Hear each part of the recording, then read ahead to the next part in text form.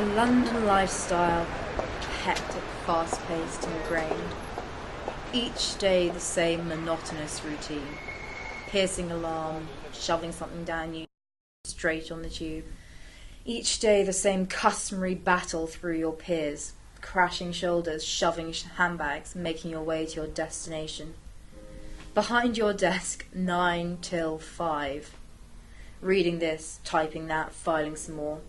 The only thing keeping you from complete exhaustion is a Costa coffee placed within inches of your twitching hand. Who can lick the boss's ass the most is always the order of the day. Jim, can I? Shall I? Would you mind if I? Be impressed if I? I, me. Oh yeah, promotion's the only source of hope in this robotic, bigoted world. Climbing the tiers of greed to reach the ultimate salary, with each step soaring off chunks of quality time that could be spent with respected families or travelling the world. I think that's what initially attracted me to Graham. He's an artist, you see, lives a relaxed, distant, creative lifestyle.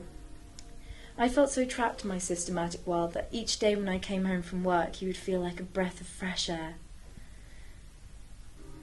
He made me feel free, escape, even if it was only for a few minutes. He'd tell me how beautiful I was and reassure me that my job was just the result of bad circumstance. He was the prophet, sent down to save me, soothe me, serve me. And the sex was the best. We'd spent hours of spontaneous erotic foreplay before finally cracking and indulging in each other more fully. He loved that I was a bossy businesswoman and I got to take full control, dominate. I always got my own way. Graham's more of a slight build, you see, which made it even more ideal. I'd smother him, nibble him, maybe even bite him, and then I'd throw him on the bed, strap him down and climb on top of him, poised. I'd make him bark, ruff, ruff, ruff, and he would. Sit, Graham, and he would. Stay, Graham, and he would. No, Graham, naughty Graham, bad Graham, be a good Graham. Give Mummy a lick.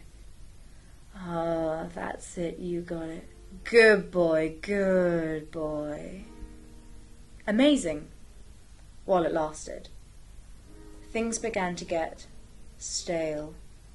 I was getting bored of puny old Graham. He began to irritate me, aggravate me. But he certainly wasn't allowed to get bored of me. So I came home one night, after a laboriously stressful day at work, to find him in bed with her. A plump, revolting acquaintance of his. I could hear them bonking away in our bed. My bed! So I went to the kitchen, grabbed one of his favourite little cooking knives and returned to the intruders in my domain. Killing her was easy. One short, penetrating stab to the temple and that was it. And she squealed. Ah, and then there was Graham. Pathetic, trembling old Graham. I felt sorry for the man. So I referred to the angel on my shoulder who urged me to give the poor man a second chance. So I did. I said to him, "Get back in your cage. Now." No. Graham said no. He wouldn't do as he was told. The squirrel little rat. So I killed him too. Of course, this one had to be slower, more painful, more satisfying.